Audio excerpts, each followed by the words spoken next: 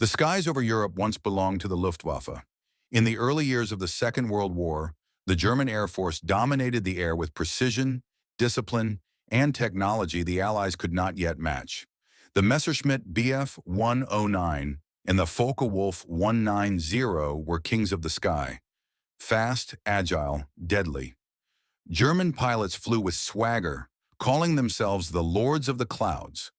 When the Americans entered the war, they came with promises of powerful new aircraft.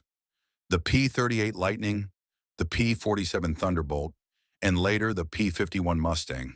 To the Germans, these machines were curiosities at best. Many Luftwaffe veterans laughed when they saw the first American fighters. Too heavy, they said. Too slow. Too clumsy.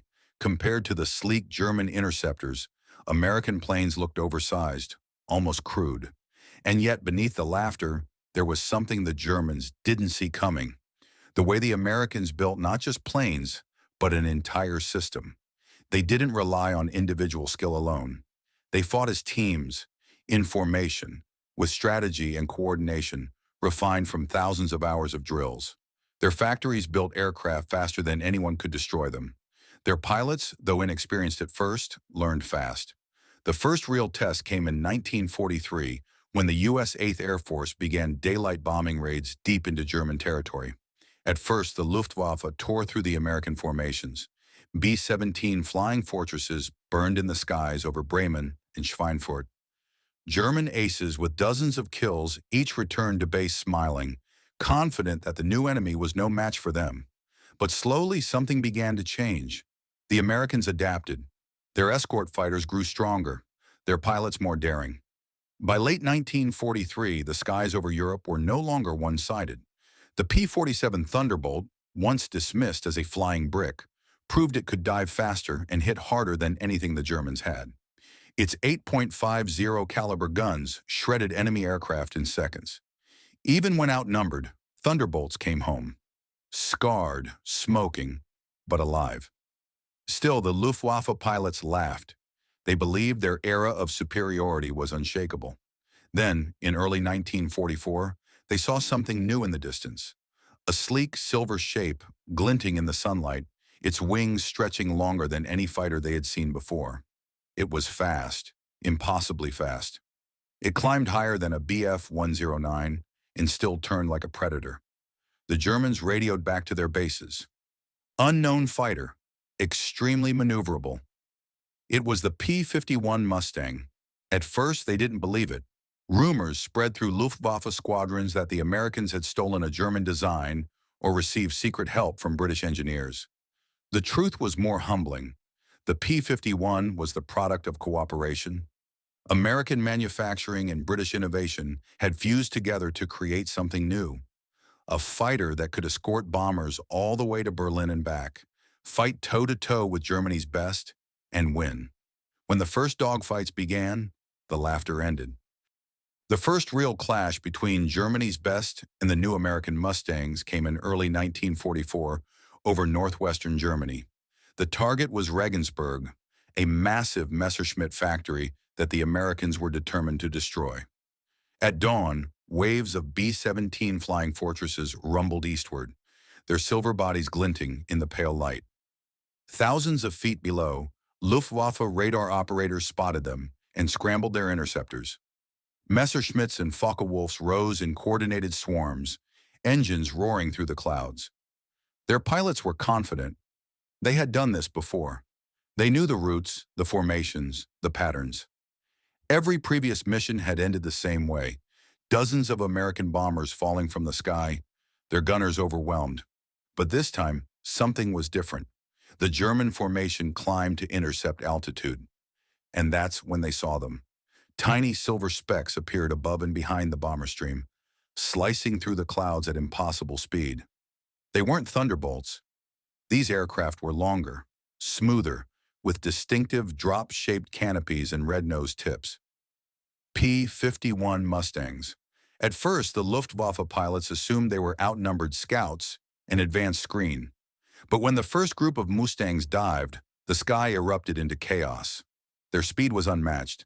German pilots tried to bank and climb away, but the Mustangs followed effortlessly, rolling with precision the Luftwaffe had never seen from Americans before. Their guns flashed, cutting through the air with a sound like ripping fabric. The radio channels filled with confusion. "They're too fast! They're staying with us! Impossible! They're gaining at full throttle!" Within minutes, 2 Messerschmitts were down. The German formation scattered, breaking apart in panic. The Americans didn't chase all of them. They didn't need to. They held control of the airspace, protecting the bombers all the way to their target. When the mission ended, nearly every B-17 returned home. It was the first time in the campaign that a deep penetration raid had succeeded without catastrophic losses. At the Luftwaffe airfields that night, the mood was different. The mechanics, who had once welcomed returning pilots with cheers, now worked in silence. The officers who reviewed gun camera footage saw something they couldn't explain. American fighters diving faster, climbing higher, turning tighter. Their engines, powered by Rolls-Royce Merlin technology built under license in America, had rewritten the laws of air combat. One German ace, Oberleutnant Franz Keller, wrote in his logbook that night, "They hunt us like we once hunted them. We have met our mirror." The high command refused to believe it. Göring himself reportedly dismissed the reports, insisting that no American plane could outperform German engineering. But the men who flew knew better. In the mess halls and hangars, quiet conversations replaced laughter. Pilots spoke of seeing Mustangs escort bombers all the way to Leipzig, Frankfurt, even Berlin itself, places once considered untouchable by daylight. Soon the Luftwaffe began losing something far more dangerous than aircraft: confidence. By the spring of 1944, the myth of Luftwaffe invincibility was beginning to crack. For years, German pilots had ruled the skies with arrogance. Now they faced an enemy that refused to be intimidated. The Americans had learned fast. Their formations were tighter, their radio discipline sharper, and their aircraft deadlier with every sortie. Above all, the P-51 Mustang had become the symbol of that evolution. A machine built not for defense, but for domination. The Germans began calling it Der Teufel mit Flügeln, the devil with wings. Every encounter seemed to confirm its legend. Mustangs struck from the sun, diving with terrifying precision, their .50 caliber rounds slicing through wings and engines. The German pilots tried their usual tactics: high-speed climbs, sudden rolls, or pulling into vertical loops. But the Americans matched them move for move. They were like shadows, recalled one Luftwaffe ace later. You'd look behind you, and they were there, no matter how you turned. One mission in particular left a mark. On April 24, 1944, a German formation of Bf-109s took off from an airbase near Magdeburg to intercept another wave of American bombers. The pilots laughed before takeoff, joking that they would hunt more fortresses for dinner. But 20 minutes later, their laughter turned to horror. As they climbed into the sun, expecting easy prey, a formation of P-51 Mustangs appeared above them. Perfectly aligned, wings glittering. The Germans hadn't even reached altitude before the Mustangs were on them. Their leader, Captain Don Gentile, dove first, leading the attack like a hawk. In 30 seconds, 2 German fighters were down in flames. The rest tried to flee, but the Americans didn't chase blindly. They circled, climbed, and struck again with machine-like coordination. Gentile would later describe it simply: "We owned the sky that day." When the surviving Germans limped home, the airfield was silent. The mechanics counted the losses: 6 aircraft destroyed, 3 pilots missing, and 1 confirmed dead. The squadron's commander walked across the tarmac without speaking. For the first time, the Luftwaffe realized it was not just losing a battle, it was losing the war in the air. In Berlin, reports flooded into headquarters. Officers argued that the Americans had achieved their success through numbers, not skill. But the data told another story. German aircraft production couldn't keep up, fuel was running short, and the quality of pilots was dropping. The Luftwaffe's veteran aces were dying faster than they could be replaced. Meanwhile, the Allies had cracked the code of air warfare. They combined technology, logistics, and teamwork in ways the Germans never had to.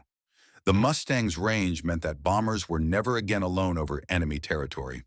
Its endurance turned the skies into a battlefield where the Luftwaffe could no longer dictate when or where to fight.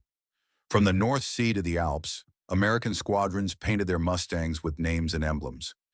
Big Beautiful Doll, Ferocious Frankie, Glamorous Glenn. To the Germans, they became grimly familiar sights, silver arrows in the sun, striking faster than radar could warn. The Luftwaffe pilots had once laughed at American aircraft, calling them flying factories. Now, in a bitter twist, they realized the factories were winning the war.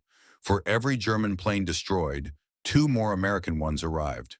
The laughter that had filled the ready rooms at the beginning of the war was gone. In its place was silence. The silence of men who understood they were no longer the hunters, but the hunted. By May 1944, the air over Europe had changed forever. The Luftwaffe, once a storm that darkened the skies of every Allied advance, was now fighting for its life. Its pilots were still brave, many of them brilliant. But bravery could not outrun fuel shortages, inexperience, or the mechanical precision of American air strategy. For the first time since the war began, the German pilots no longer took off with pride. They took off with dread. Every mission started the same way: the wail of sirens, the thunder of engines, the climb into the endless blue. But now when they reached altitude, they no longer looked for bombers. They looked for the Mustangs. They called them the Silver Ghosts. Their engines sang a higher, smoother pitch, their silhouettes distinct against the horizon. Once spotted, there was no escape. Luftwaffe squadrons began flying lower, hoping to avoid them. But the Americans anticipated that too. They split their forces, sending some Mustangs high above the bombers, while others hunted below the clouds. No matter where the Germans turned, they found themselves flanked, ambushed, outmaneuvered. One pilot, Oberfeldwebel Ernst Müller, described his final dogfight in a diary later found among the wreckage of his aircraft. "We were 5 against many. I saw the silver shapes diving from the sun, the light blinding.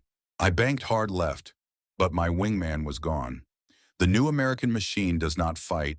It kills with calculation." That single line summed up what the Luftwaffe had failed to understand. The Americans had turned air combat into science. No longer a duel of heroes, but a system of dominance. The contrast between the two forces could not have been clearer. German production was slowing to a crawl. Bombing raids had crippled their fuel refineries and factories. Training programs that once lasted months were now reduced to weeks. New pilots climbed into cockpits, having never fired their guns in flight. Against them came Americans with hundreds of hours of experience and an aircraft designed for endurance and flexibility. By summer, the Mustang was everywhere: France, the Low Countries, even deep inside the Reich itself. The Germans began painting their aircraft in camouflage, trying to hide from the enemy that owned the daylight. Yet nothing worked. The P-51 could climb to 40,000 feet, escort bombers to Berlin, fight for hours, and still return home. On June 6, 1944, D-Day, the Americans demonstrated just how complete their air supremacy had become. When the Allied invasion began, the Luftwaffe barely appeared. Of the few German fighters that tried to attack the landing beaches, most were intercepted long before reaching Normandy. The sky above the invasion was a sea of American insignia: bombers, Thunderbolts, and Mustangs, weaving in perfect coordination. The German pilots who survived that day knew it was over. They could no longer control the battlefield, and without control of the air, the Reich could not defend itself. After D-Day, the Luftwaffe attempted one last stand: Operation Bodenplatte, an all-out assault on Allied airfields. It was bold, desperate, and doomed. The P-51s met them head-on, tearing through their formations before they even reached the front lines. By the end of the day, hundreds of German aircraft were burning on frozen fields. Entire squadrons ceased to exist. In Berlin, the high command was silent. Göring, who once bragged that no enemy bomber will ever fly over the Reich, stopped appearing in public. And in the ready rooms of what remained of the Luftwaffe, the laughter that had once filled the air before every sortie was gone. The younger pilots, those who had grown up believing Germany owned the skies, now sat quietly, waiting for orders that no longer mattered. Outside, the engines of the P-51s echoed overhead, unchallenged, untouchable. By late summer of 1944, the Luftwaffe was a shadow of what it once had been. Airfields that had once buzzed with the roar of Messerschmitts now lay silent, their hangars reduced to rubble by relentless Allied raids. The air that had once been theirs now belonged to the Americans. And their Mustangs. The P-51 had become more than a fighter. It was a symbol of inevitability. Its long-range capabilities meant that even the deepest corners of the Reich were no longer safe. Berlin, once a distant sanctuary beyond the reach of Allied bombers, now trembled under daylight attacks. And above the bombers, like hawks circling over their prey, the Mustangs kept watch. Every Luftwaffe pilot who took off in those days knew the odds. For many, it wasn't a question of victory, but survival. Fuel shortages meant that training flights were rare. Mechanical failures were common. Those who made it to combat often faced entire squadrons of Americans who had logged more flight hours than some German pilots had weeks of training. In early August, over the Rhine, a small group of German FW-190s attempted to intercept an Allied formation heading east. Among the American escort was a squadron of P-51Ds, their polished aluminum wings gleaming like mirrors in the sun. When radar picked up the Germans, the Mustangs peeled off from the bombers with mechanical precision. The dogfight that followed was short, brutal, and one-sided. The Germans tried to climb into the sun, their old tactic, but the P-51s matched them effortlessly. They rolled inverted, dove, and fired in perfect unison. Within minutes, 3 FW-19s were burning. The remaining pilots scattered, one of them calling over the radio, "They're everywhere, every direction. We can't break away." The battle lasted less than 5 minutes. Not one Mustang was lost. It wasn't just the machine that made the difference. It was the system behind it. The Americans had created an air force that could replace men, aircraft, and fuel faster than the enemy could destroy them. Pilots rotated regularly, maintaining discipline and experience. Radios crackled with crisp coordination, not confusion. The Germans, once masters of aerial warfare, were now improvising with whatever fuel, parts, and pilots they could find. In one captured Luftwaffe base outside Paris, American intelligence officers discovered a room full of propaganda posters mocking the early P-47 and P-38, cartoons showing them as lumbering targets for German guns. Someone had written beneath one of them, in chalk, "Still laughing?" By the fall of 1944, the laughter had long since died. Even the Luftwaffe's most elite units, Jagdgeschwader 26, 54, and 300, were bleeding pilots faster than they could recruit replacements. The veterans were gone, and the rookies, some barely out of flight school, stood little chance. They faced swarms of Mustangs that seemed to own the horizon, and yet, amidst the wreckage of defeat, a few German pilots still fought with a kind of fatalistic brilliance.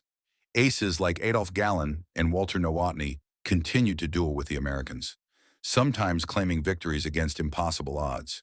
But even they admitted privately that the days of dominance were over.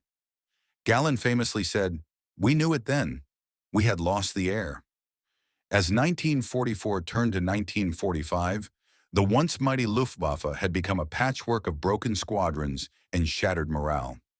The skies over the Reich were filled not with German eagles, but with the silver wings of American bombers and their faithful Mustang escorts. The pilots who had once laughed at American flying factories now fought beneath them, hopelessly outnumbered, outpaced, and outplanned. And in every German airfield still standing, the sound of distant engines, the deep, steady hum of a Mustang patrol, had become the soundtrack of defeat. The winter of 1944-45 brought no relief to the Luftwaffe. What had once been Germany's most feared weapon was now crippled by exhaustion, fuel shortages, and despair.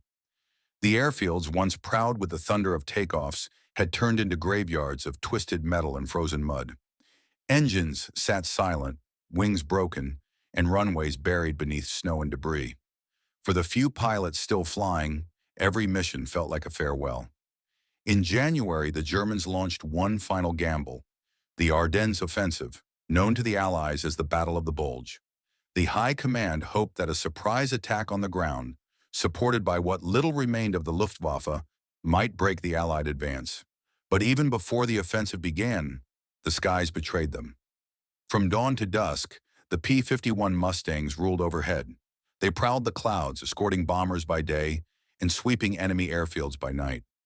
German ground troops reported that even when no aircraft were visible, the distant growl of Mustang engines could be heard echoing through the fog, a sound that came to symbolize dread.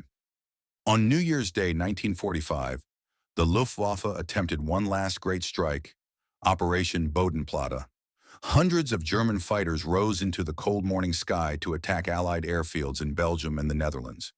It was meant to be a surprise, a bold statement that the Reich could still fight. But the Mustangs were waiting. As soon as the Germans crossed the front lines, the ambush began. P-51s fell from the clouds like silver daggers, catching entire formations in mid-flight. The battle descended into chaos. Tracer fire streaking through the gray dawn, planes colliding in confusion, the sky filled with smoke and falling debris. By noon, the Luftwaffe had lost nearly 300 aircraft, irreplaceable machines, and irreplaceable men. Many were shot down before they could even engage the enemy. The operation, meant to restore morale, instead shattered what little hope remained. In the days that followed, German pilots walked through the ruins of their airfields, stepping over the charred remains of their comrades. Hangars still burned, wrecks smoldered under a low winter sun. Some pilots refused to take off again. Others climbed into the cockpits of the last remaining Messerschmitts, knowing full well they wouldn't return. Meanwhile, the Mustangs never stopped flying. They escorted bombers to Berlin, strafed convoys, and swept through enemy airspace at will. They had become a constant presence, a moving wall of silver and sound. Allied commanders called it air dominance. German soldiers had another name for it, the Silver Death. Inside Berlin, Goering still issued orders, insisting that victory in the air was possible if only the Miracle jet fighters, the Me-262s, could be deployed in large numbers. But it was too late. There was no fuel, no parts, and too few pilots left to fly them. Dieter Hans Keller, a young German pilot, barely 20, wrote in a letter to his family before his final sortie. They said the Americans couldn't build planes. They said our machines were invincible. Now I look up and I see their Mustangs cutting across the sky like light itself. We once laughed. Now we only listen for that sound. That terrible sound that means they found us. He never came home. His plane was found days later, wrecked in a frozen field, its guns unfired. By February 1945, the Luftwaffe had ceased to exist as an effective fighting force. The skies over Germany, once filled with eagles, now belonged to the Mustangs. And from that moment forward, the Germans no longer laughed at American planes. They feared them.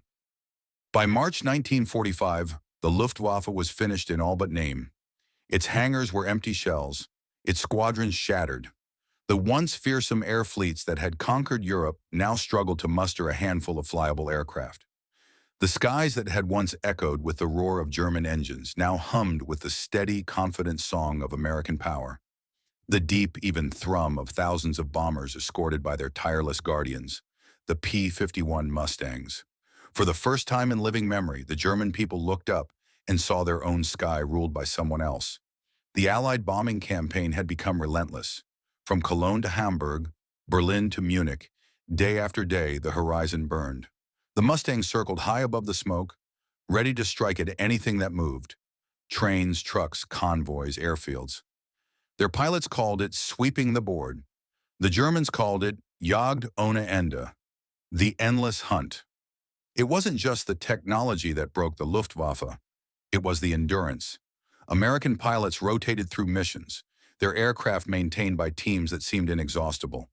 German crews, by contrast, fought until their planes broke, their nerves shattered, or their fuel ran dry. And even when the jets finally came, the long-promised Me-262s, sleek and futuristic, they came too late. Their speed was incredible, but their numbers pitiful. The Mustangs adapted within weeks, learning to ambush the jets during takeoff and landing when they were slow and vulnerable. For every Me-262 that rose into the air, one or two were destroyed before they ever reached altitude. In late March, an Allied reconnaissance photo captured an extraordinary image near Hanover. A dozen burned Me-262s scattered across a runway, their engines still smoking. Above them, a single P-51 circled lazily, as if surveying its victory. That photograph would later appear in newspapers with the caption, "Speed alone cannot save the Reich."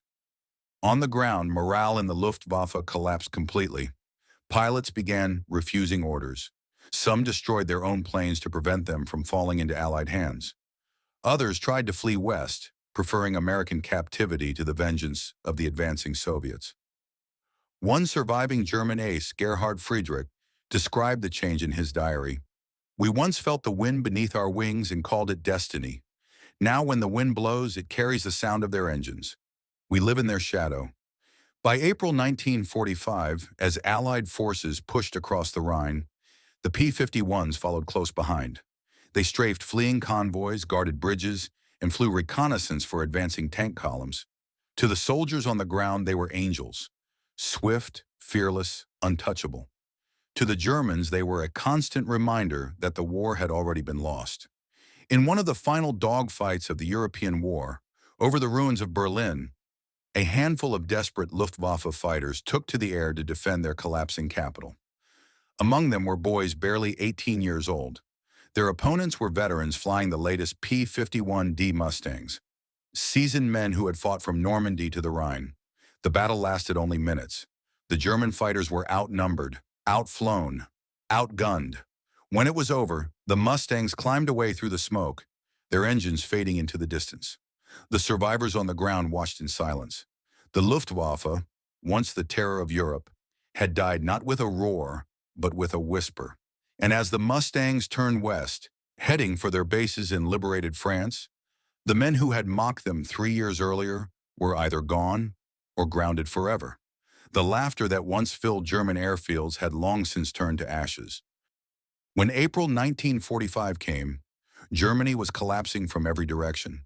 Allied forces pressed in from the west, Soviet divisions from the east, and above it all, the endless thunder of engines filled the skies. There was no safe hour, no silent day. The air that had once been the pride of the Reich now belonged entirely to the enemy, and nothing embodied that domination more than the silver wings of the P-51 Mustang. The Mustang had become more than just a fighter. It was the instrument of inevitability. It escorted the bombers that leveled German cities by day, hunted supply convoys by dusk, and prowled airfields through the night. Its range, speed, and reliability were unmatched.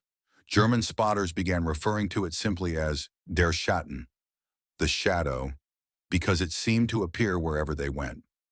On April 8, 1945, one of the last Luftwaffe flight groups still capable of combat took off from a field near Dessau. Their mission was meaningless: to intercept bombers heading east, though everyone knew there were far too many. Among them was a veteran pilot named Heinrich Lothar, who had fought since the Battle of Britain. He had once laughed at the American planes. "Flying coffins," he called them. But as his Messerschmitt climbed through the gray morning haze, he saw them. Distant silver specks cutting toward him through the clouds. They weren't bombers. They were Mustangs. The Americans came in fast, diving with the precision of hawks. The sky exploded into motion. Lothar rolled, dove, climbed. Every move he had perfected over 5 years of war, but the enemy stayed with him. His instruments shook, his wings screamed, and in seconds he found himself boxed in. A burst of tracers flashed past his canopy, and then another. His wingman's aircraft burst into flames, spinning downward. Lothar banked hard toward the clouds, trying to lose them, but it was useless. The Mustang followed him into the mist, its guns silent until the moment it struck. A single burst tore through his fuselage, and the Messerschmitt fell apart in midair. The wreck was found hours later in a forest, a burned cockpit and a torn Luftwaffe insignia, the only remains. By then, such stories were common. The Luftwaffe was no longer a fighting force, but a collection of fragments. Brave men in broken machines. Many took off with no radio contact, no ground coordination, and barely enough fuel for one sortie. They were ghost-chasing phantoms, outmatched by an enemy that seemed to know their every move. Meanwhile, in the skies over Berlin, the P-51s flew their final missions. They patrolled the city's outskirts as Allied forces closed in, strafing retreating convoys and targeting bridges to slow German reinforcements. Every pilot knew the end was near. The enemy on the ground was finished. The enemy in the air already gone. From the ground, Berliners watched the contrails streak across the sky. Not German white and black crosses, but American stars. To the civilians below, those contrails were both a curse and a promise. The war that had begun with the Luftwaffe's arrogance, with bombers over London and laughter in Berlin, was now ending with silence on their airfields and fear in their hearts. In those final weeks, the last generation of German pilots, some barely trained, others veterans of 1,000 missions, climbed into cockpits with a kind of fatal calm. They knew they would not return. They weren't fighting to win anymore. They were fighting to die on their own terms. On April 30th, 1945, as Soviet artillery thundered through the ruins of Berlin, the final Luftwaffe flights took to the air. They never returned. When the city fell days later, the sky above was quiet, except for the low hum of Mustangs circling far overhead. The war that had begun with German planes mocking the world had ended with American ones ruling it. When Germany finally fell in May 1945, the air was eerily still. The war in Europe was over, but the silence in the skies carried a weight all its own. For 6 years, the roar of engines had been the pulse of the continent, a ceaseless, mechanical thunder that defined an era. Now all that remained were the echoes of defeat and the wrecks of what had once been the most powerful air force in the world. Across the ruined landscape, hundreds of abandoned German aircraft lay scattered across fields and forests.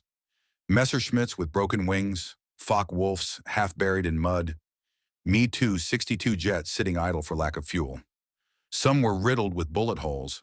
Others had been deliberately destroyed by their own crews to keep them from capture. Everywhere the insignia of the Luftwaffe faded beneath soot and dust. And among the ruins came the victors, the Americans, the British, the Soviets, each seeking to learn how Germany's once feared air force had collapsed so completely. Engineers, intelligence officers, and pilots moved among the wreckage, taking notes, photographing engines, inspecting fuselages. But what drew their eyes most wasn't the broken German machines. It was the unmistakable shape of the P-51 Mustang, parked proudly on every captured airfield. German prisoners of war often stopped and stared at the Mustangs as they passed by. Some whispered in disbelief. Others looked away. The aircraft they had once mocked, the flying factory they swore could never match their precision-built Messerschmitts, now stood as the undisputed master of the skies. Reports from captured Luftwaffe officers painted a clear picture. The Mustang's dominance wasn't luck nor mere production power. It was balance, speed, range, agility, and firepower working in harmony.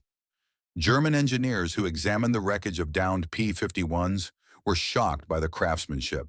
The use of lightweight alloys, the powerful Packard-built Merlin engine, and the aerodynamic efficiency of its laminar flow wing design. But what truly stunned them was its endurance. The Mustang could fly farther, longer, and higher than any fighter they had ever faced. It didn't just fight battles. It changed how wars were fought. For the Americans, the P-51 had become a symbol of innovation through necessity. It represented not just technological evolution, but the triumph of cooperation, a fusion of British design and American industrial might. It was the plane that had given their bombers the protection to strike at the very heart of Germany, and it had done so with relentless precision. To the Germans, that realization was bitter. Men who had once laughed at the Americans now spoke with grudging respect. A captured Luftwaffe captain reportedly said to an Allied officer, "We thought your factories made machines, not weapons. We were wrong. You built the future." In Allied camps, Mustang pilots began hearing stories of their own legend spreading among their former enemies. Some felt pride, others sorrow.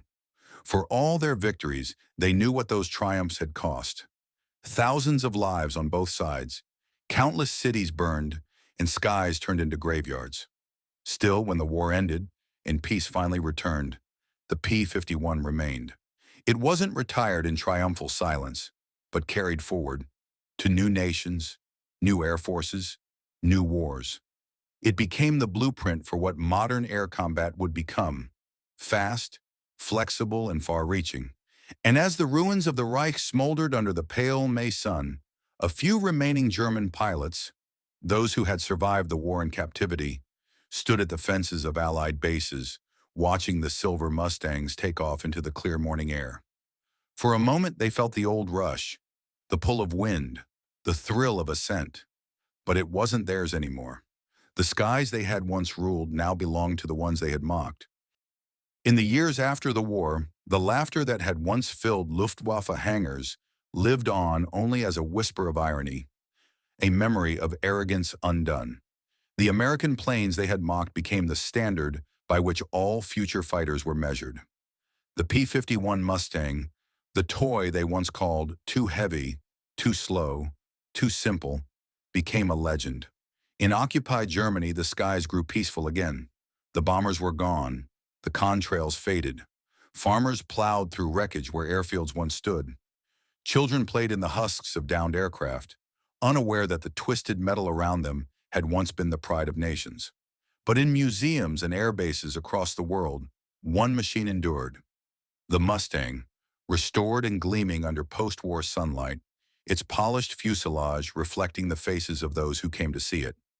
German engineers now working for the Allies or civilian industries examined the aircraft in detail. They marveled at its craftsmanship. The Packard-built Merlin engine, the balance of design, the harmony of function over form. Some of them had tested Messerschmitt prototypes and dreamed of speed records. But as they traced the smooth, purposeful lines of the P-51's wings, they saw something greater. Efficiency turned into elegance. The Mustang wasn't built for vanity, it was built for victory. In the Allied archives, reports described how the P-51 had rewritten every rule of air warfare. It extended bomber escort range from England to Berlin. It outclimbed, outdove, and outlasted the Luftwaffe's best. Its pilots could fight at 30,000 feet in freezing cold and still return home without running dry. No fighter before it, not even the vaunted German FW-190, had achieved such balance. And yet its story wasn't just one of performance. It was a symbol of adaptation, of a nation that had been underestimated, mocked, and dismissed. America had entered the air war inexperienced and untested, its pilots laughed at, its planes derided as crude. But the P-51 proved that innovation and persistence could overcome even the most sophisticated enemy. It wasn't built by a single genius or a single company. It was born from collaboration between nations, perfected by countless engineers, and proven by the courage of the men who flew it. For the Germans who survived the war, that lesson endured longer than any defeat. Former Luftwaffe aces, now older and humbled, spoke of the P-51 with respect, and sometimes awe. "It was the sword of the air," said one. "You could hear it before you saw it, and once you saw it, you knew your time was short."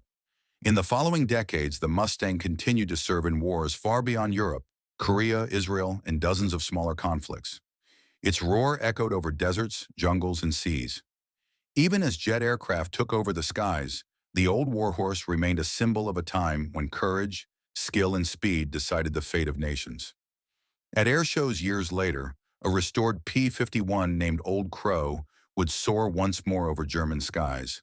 Below, among the spectators, an elderly man in a gray coat watched quietly. His eyes followed the plane's smooth arc as it looped through the clouds. When it passed overhead, the engine's deep growl carried through the air, the same sound that had once haunted him as a young pilot in 1944. He didn't laugh this time. He only nodded slowly, the corners of his mouth tightening in something between regret and admiration. The Mustang rolled, glinting in the sun, and disappeared into the horizon. The sky was free again, but the memory remained, a reminder of how pride had once met its match not in power, but in progress. Because when the German pilots laughed at the American planes, they couldn't see what was coming: a machine born from cooperation, perfected through persistence, and flown by men who refused to give up. They laughed at the beginning. But in the end, when the silver wings ruled the sky, only silence remained. If you enjoyed this video, don't forget to like, comment, and subscribe for more World War II stories.